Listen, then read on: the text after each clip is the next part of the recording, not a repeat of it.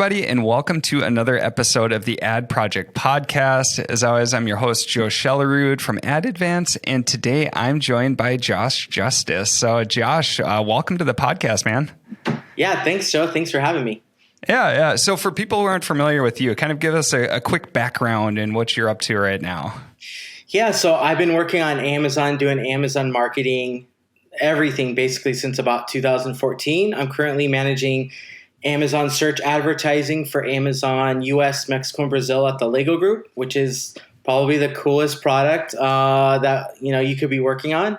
And in the past, I've worked at a large agency, a small agency, small companies. I've done a ton of freelancing, had my own brand, which is how I got started on Amazon, like many people. And so I've been doing it a while now. It's just gone by kind of quick, and I love it. I love our community as well, right? So many people are friendly and share a lot of knowledge, yourself included. And you're, I've mentioned it to you privately before, but you're one of the people that I recommend people follow.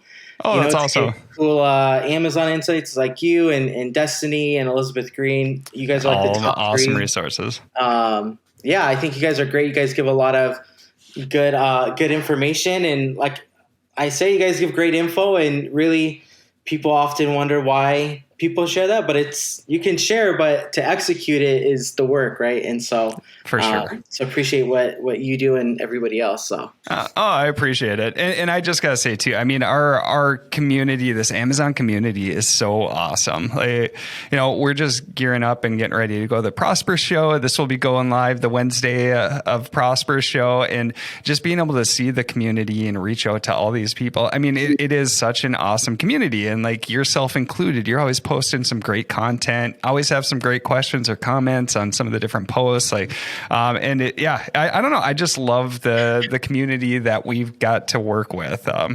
Like you said, it's awesome.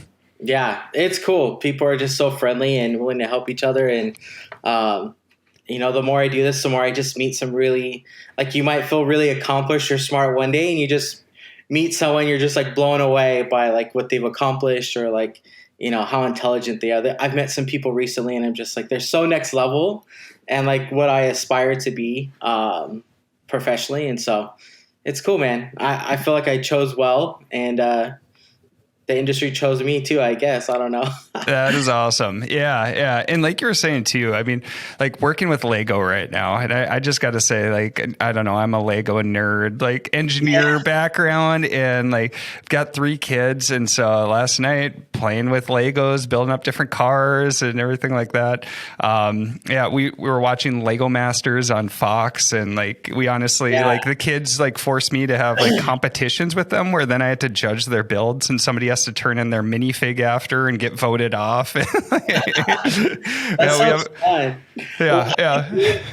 I don't know when I'll be able to do that, because my older son is almost 8 and my younger son's only 1.5 years. So right now the younger one is just basically throwing things or putting together the Lego bricks, but it's fun. So that said, what's the last set that you bought for yourself, one, and what's the last set that you bought for your kids or one of your kids? Oh man. Let's see. Lately it's been more like police or like fire truck focused. And so there was this like police set that we were able to buy.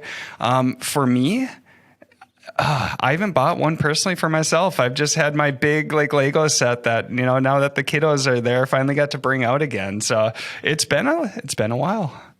Man, you got to treat yourself. There's so many good sets. I think, I'm not really into cars that much, but for some reason I like putting together like the motorcycles and the cars, and there's so many good sets. So I was curious what. Oh, I take it back. So I got the robot set, and the Boost one. Yeah, the one that you can program and make into it's got the remote control and everything. Yeah, so I claimed it was for the kids, but that was for me.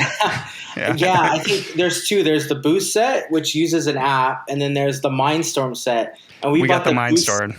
Okay, that one I think we're gonna do maybe this year or next year. We have the Boost one, and we like almost finished building it, and then my son got distracted, and then I got distracted. So it's sitting like half completed, I think next to the TV or something. So That is awesome. no.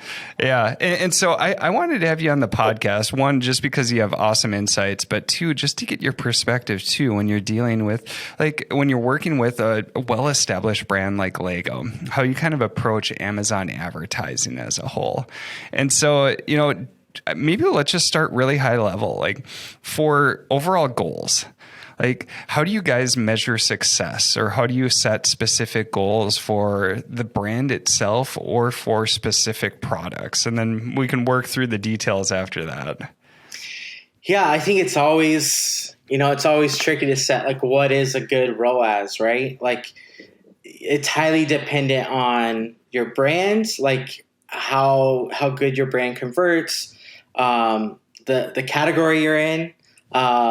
Like talking with a friend that works in the mattress industry, his CPCs are like really, really high. And Sure. then like toys are just kind of about average, about moderate. And then I came from supplements right before joining this company. Sure. And my CPCs to be competitive for top terms was like $5 to $9. I remember there was a brand where we were trying to take over as many slots at the top as possible. Sure. So I got like 20 products. I bid them all like $15. I could only get 3 out of the 4 slots. Yeah. I upped them all to $25. I still couldn't get all the top slots. And I think I had to go to like $30 or $35. And I would get all the top 4 slots in like fish oil or omega-3. Sure. And because this one brand just kept their bids high no matter what.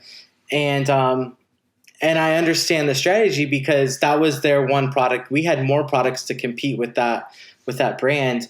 But Sure. that brand also was, probably doing some gray hat or black hat tactics with like free bottles and all that kind of stuff. But it was worth it for them to pay that much.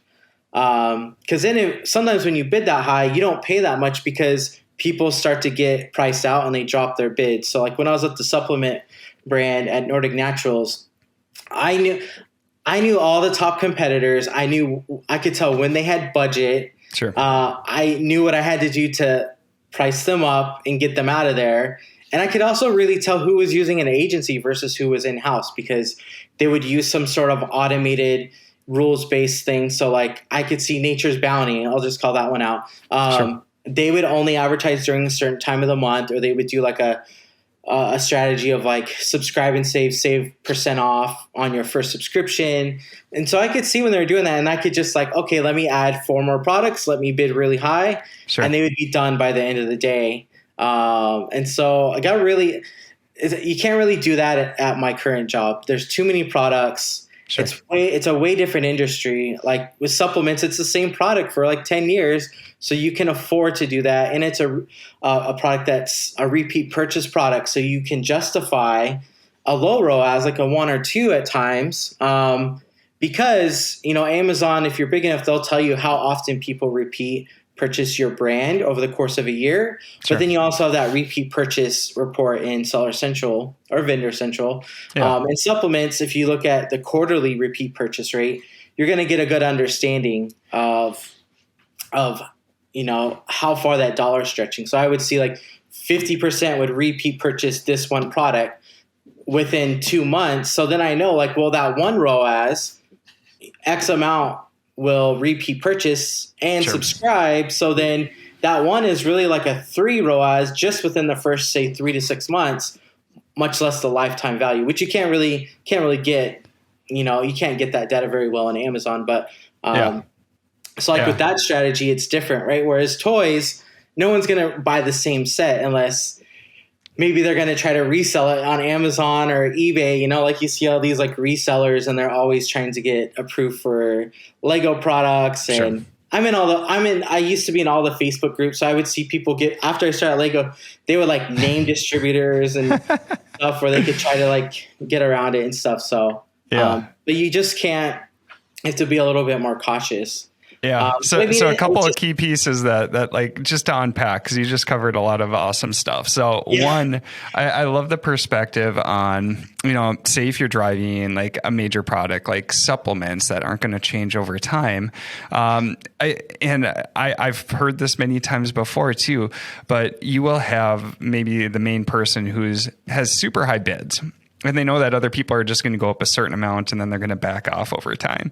And so getting like uber aggressive, then they're eventually going to see the returns they're getting from those ads and back off themselves. But it's kind of like this competition for some of those top spots. And to be able to win that, you have to have a good amount of cash to be able to throw at that from the start, knowing that you're hopefully going to win the battle after.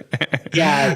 You can't really do it as a small brand. Like that's where you really like, there's a lot of things that when you're a smaller brand, you can do a lot better. You can like change your copy. You can do A/B testing much more quickly than you can at a big brand. You can, you can do a lot of stuff. I mean, you used to be able to get reviews a lot easier. I'm so far out of like the review, like trying to get reviews for products. I'm not quite as savvy, or I don't know what's, I'm not super detailed on that or informed. Sure. But yeah, there was a company during Christmas, which I called out on LinkedIn. It's not a secret, but Osmo, they make these really cool interactive products that like you have like a physical product, then it goes with your tablet and I know what you're talking about. Yeah, and they bid really high during Prime Day and during the holidays. But it's like to compete, you would have to bid like really high and hope that they would back down, right? Sure. But they weren't backing down because I tried doing some stress tests, and that's how I figured they were bidding like $7-8 for an SPA placement, like 30 to 40. At one point, I bid $50 or $49 just to see what it would come in at. Yeah. And there was one, they had some campaigns, they were bidding $48 and just hoping that would happen. And I know that strategy because I did that at a former job. So as we were starting to see that, I'm like, there's no reason to do sky high bids for our type of product. It doesn't make sense. Yeah. I don't think it's going to help our brand to do that. But for Osmo, the kind of product they have, their newer brand, and it is one of those things where you buy one product and if you love it, they have products for every age range. And for them, it was really intelligent to do. And I knew exactly what they were doing, and they did it well. I don't know what any of their numbers were, but knowing what their agenda was, they did a good job because we're just not going to compete on $30, $50 bids. Sure. And it's really hard when you're having that competition too, if it's over shorter periods of time, because they're probably not going to see the results till multiple days after. And so that's where it's like, if you're really having those competitions for the top spot, you have to be willing to be in it for a while. So then they start seeing the results and the returns that they're getting and then probably back off over time. Yeah. Yeah. And I think back to the original question, like, generally, like a 3 ROAS is considered pretty good industry wide. And then there's room for improvement there. Sure. Like with the toy category, it's so fragmented. Like, we track share of voice with some keywords and, often we'll be winning share of voice for a certain keyword bucket, which is public information. That's not like proprietary, right? Anyone can track this. But you got like the top 10 competitors, and then it'll say others, and the other could be like 60% up to 80% is everybody else, both organic and paid. And so with the toy category, if you type in toys, like it's mostly like a lot of brands you've never heard of. Sure. It's great. And when you look at the search term report, the term toys is always top 5 within the toys category. We're, of course, always in the top 10, so usually top 5. But it's just bananas because like we're let's say one of the top 5 search terms within toys. But yet if you type in toys, you're not going to see a lot of our products organically because the competition is wild. It's crazy. Or like there's so many top terms where there's room for us to improve. So that's where even as big as we are, there's always room for improvement. Like you'll see like, what is it? Analytics Index will put out a post every month and like we've shared a couple of their screenshots, and then we'll be asked for more information if we can get more. And it's like, yeah, we do really well, but I don't know. It's like that mentality of always day one. There's always room for improvement. Yeah. Someone that search toys, they're not seeing our products organically. We're usually serving at least one ad, maybe a sponsor brand ad or a sponsor product ad. But we have so many products to promote as well. It's not like with supplements where I would have a top 30 list. Mm-hmm. And then if I needed to cut back on budget, I'd focus on a top 20. And then I remember sometimes where like my budget changed and they're like, okay, you can only spend this much. It's like, well, I've already spent this much for the quarter. Sure. I have to pull back for the next 3 weeks. So I'm going to focus on top 5 products because I always want a banner ad, an SBA at the top of fish oil. I always want one product, at least the top slot for sponsor product ads. Sure. So I think strategy wise, you got to prioritize like, what do you want? And like we had that North Star at Nordic Naturals where always we want to slot there no matter what our budget is. Sure. So when I pulled back, I had a clear path. And even moving forward, right, there are times when they're like, here's a huge amount of money as an extra budget for this month.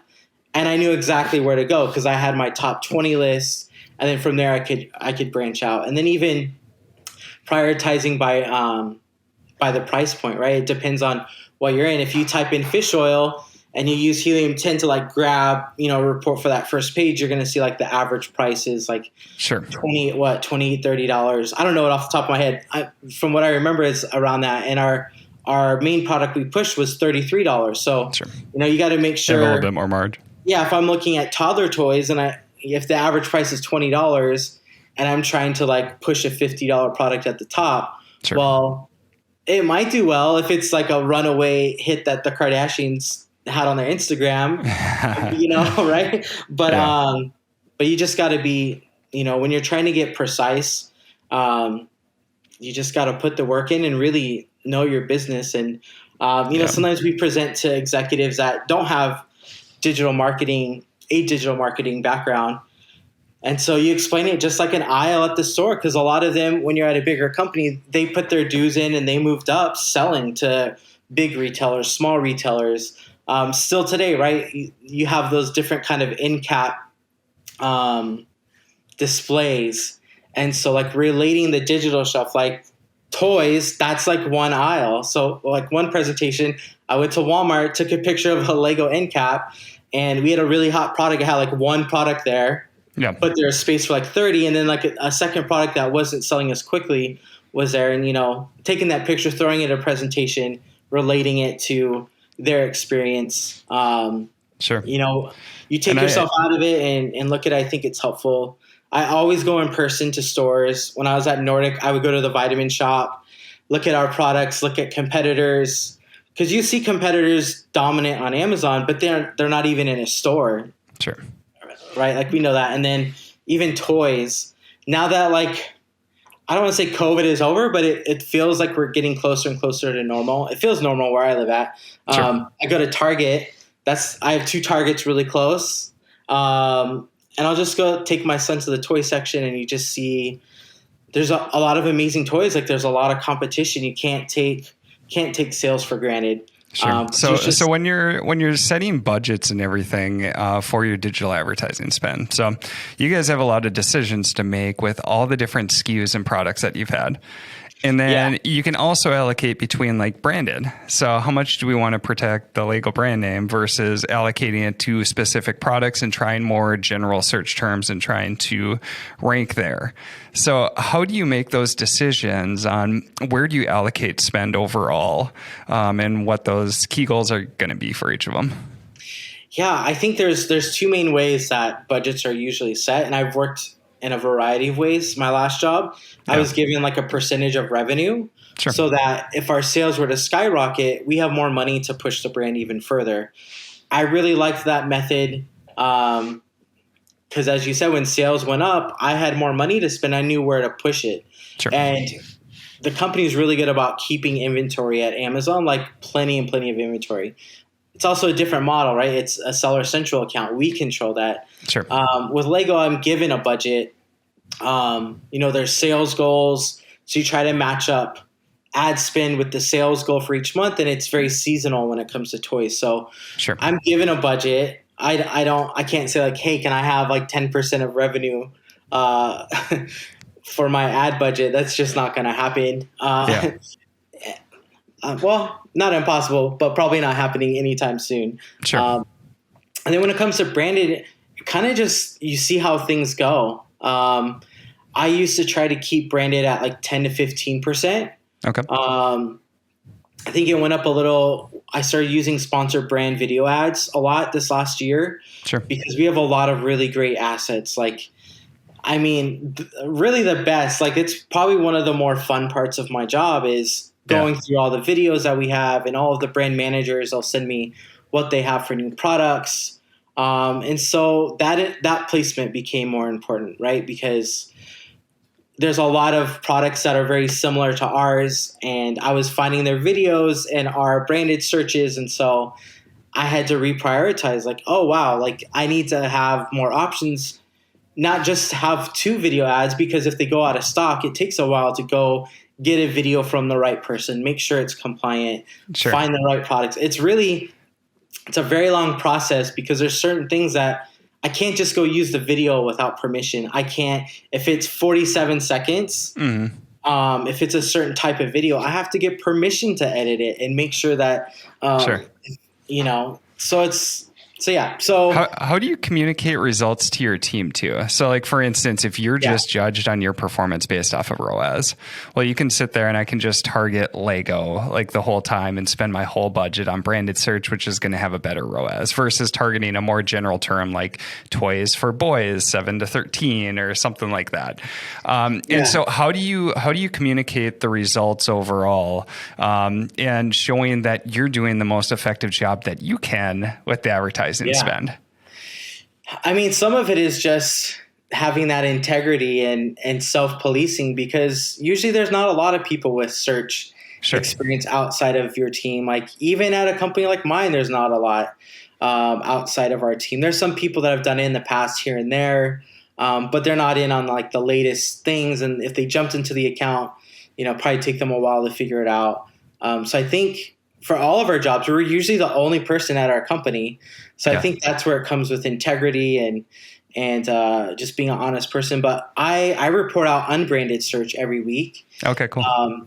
We have like a meeting every week. I used to send out an email to like our division, and it was maybe a little too much, but we have business meetings every week. So I present it there. I'll put like our total contribution to the retail sales. Sometimes I'll do like our total ad spend related to overall sales. That's not as important, I think, at my job. Is I would always track that, since that's how I was given budget at my last job. So that one I would track every week. At Nordic Naturals, I started focusing on subscribers every week. Because one of the things I did was I started adding subscribe and save as a tagline in SBAs. Sure. And so that was just an important metric. Subscribers was a hugely important one. We did some new strategies there. This is where like browsing Amazon can give you ideas. As I saw this product I wanted, and they had a 0% subscribe and save. Sure. And for me, there's one product I absolutely have to have subscribe and save for, and I don't care if I save money, I just want it. And that's like this one specific Red Bull that is like really difficult to buy by the case. Sure. And so as a customer, I'm like, well, it makes sense because I just want the product. And so we rolled out 0% to the whole catalog. Okay. And it took a little bit of time, but it like catapulted our sales. Sure. And it gave us a lot of subscribers. And it also, which we don't know if it was a coincidence or not, but it seemed to help us get the buy box. Because at the time, we had a lot of 3P sellers. Sure. So I don't know. And so I love how you keep taking it back to the lifetime value of the customer too, when you're looking at these goals. So it's not just that immediate sale. And, so if we're looking just strictly at ROAS or ACOS, it's typically just going to incorporate that first sale. But looking at those repeat sales, whether it's through subscribe and save or other people who are coming back and buying again from your brand, from the analytics that we have, it's really taking that into account in the metrics that you're setting and how you're judging performance. It's not just the advertising metrics, but it's the whole picture that ties into it. Yeah. And that's one thing that I think Amazon, I know there's a lot of people internally that want to make this happen, but the new to brand metric for sponsor product ads, it exists, but they're not able to release it yet. Sure. And so I brought it up to our Amazon rep recently, and they were just telling me, like, trust me, there's plenty of advocates, and it appears to be a very complicated issue internally. Sure. But I think that's another one. It's valuable for sponsor brand ads. I think for sponsor product ads, you'd be able to dial in even more, like how valuable this is. Yep. It helps you justify that, and it's not just based off of that initial ROAS or ACoS that you're getting. Yeah. If like 10% of your sponsor product ads are new to brand, then it's like, well, somebody's just going to buy your brand anyway. So, Sure. So yeah. Yeah. So I know you follow. I tend to get a little off track. No, this is great. Yeah. So I know that you follow like trends in the industry quite a bit. Yeah. So any key things that you're really excited about and any key headwinds that you see going forward? I really hope that this new to brand metric takes off, because I saw it for an account recently that I think I was not supposed to see it for. It was from it was not from the US, it was from another market. Sure. And I was like, that's why I was like, oh, so it does exist. We just can't have it. Sure. I think that would be really huge. I think that would be something I would be tracking every week. So like for weekly reporting at my current job, I don't track new to brand stuff very often, except maybe if we launch a new initiative. Sure. Or some new sponsor brand campaigns. I think like a good new to brand metric is usually around 30%. And if you're doing 40%, that's good. And then if it's above that, it's like you're kind of outdoing yourself, and it's a good campaign. Sure.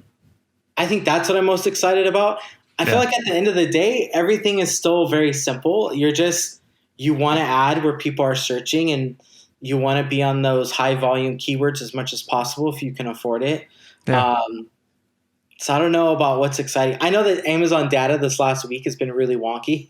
I'd be excited for that to be fixed, like in the next 24 hours. That would be awesome. So yeah, no, I love that, and just the more information that we can have to again measure that lifetime value of the customer coming in, it just helps us make better decisions overall for our advertising. And so, yeah, totally. Any other trends that you're seeing that you're not excited about, or that is going to add competition?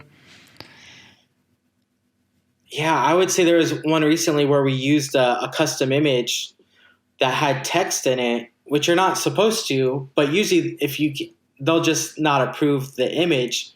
But they approved the image. So I'm like, okay, that's no problem. Well, like a month later, they took down all these campaigns and pulled it out of like the console. So when I'm looking at year to date or last month, gotcha, sure. Sales and ads so I don't know if that's a trend. I think they tried to improve a process, and that is one that is, I mean, by the time you air this, hopefully it will be fixed. Sure. But it's like my top thinking this morning is like, you approve this image, even though it's kind of, you say no text, but often a lot of those things, depending on the text, they'll just approve it in an SBA. So, yeah. So no, I love all the insights that you have. And so for anybody who's looking to contact you or learn more about you or just get some of your resources, where should they go? Yeah, I would say just go on LinkedIn. I chat with people all the time. I usually try to talk to somebody like on the phone or video chat like once a week, like one of my peers. Typing a little bit more frequently. There's a few people I talk to a lot more often these days, but I'm always, try to catch up with somebody or get to know someone a little bit. Doesn't mean I say yes to everyone, of course, because I do have a lot of people messaging. It's like, hey, can we talk for 30 minutes? And I'm like, it's time with my family. I don't have time for that now, but sure. But I think that, and I think following yourself, like I think I told you before, I think you did like a really good like DSP explanation overall. And so I took it to our DSP person, because I don't work in DSP at this job, and just like, hey, like, what are you working on that's in this chart? Like, sure. What's on your roadmap? Oh, that's awesome. I think following good people on LinkedIn is what I've been doing for 6-7 years, connecting with people that post good stuff. And I don't know, I think that's the best way to learn as far as not something that's hands-on, but Sure. That's awesome. Yep. So definitely encourage you to follow Josh. He's got a lot of great info and just awesome guy to talk to. So Josh, I really appreciate you joining the podcast today and giving us your insights. yeah, this has been great. I appreciate it. That's awesome. And for anybody listening, as always, really appreciate you taking the time to listen to the Ad Project podcast. Looking forward to joining you on the next episode. So thanks for listening.